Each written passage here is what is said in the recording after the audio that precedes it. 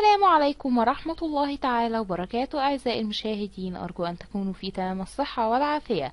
اليوم أحب أن أقدم لكم سعر الريال السعودي في البنوك المصرية ليوم الأربعاء 8/3/2017.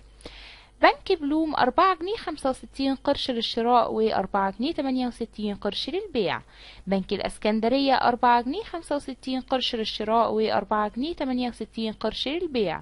البنك المصري الخليجي 4 جنيه 65 قرش للشراء و4 جنيه 68 قرش للبيع.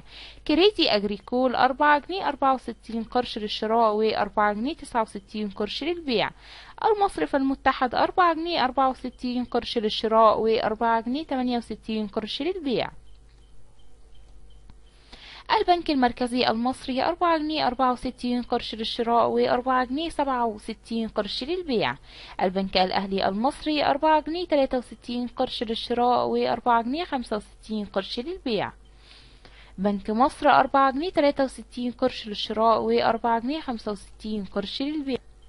البنك العربي الأفريقي الدولي 4 جنيه 61 قرش للشراء و4 جنيه 66 قرش للبيع.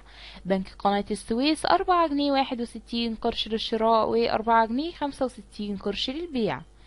بنك القاهرة 4 جنيه 61 قرش للشراء و4 جنيه 66 قرش للبيع.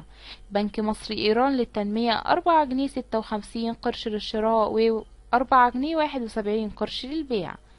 بنك البركة 4 جنيه 49 قرش للشراء و4 جنيه 69 قرش للبيع.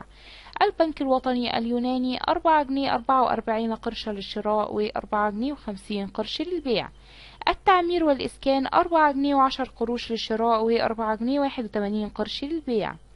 وهنا ينتهي الفيديو، وشكرا لكم على حسن استماعكم. رجاء أن تدعمونا بالاشتراك في القناة والإعجاب بالفيديو ليصلكم كل جديد. والسلام عليكم ورحمة الله تعالى وبركاته.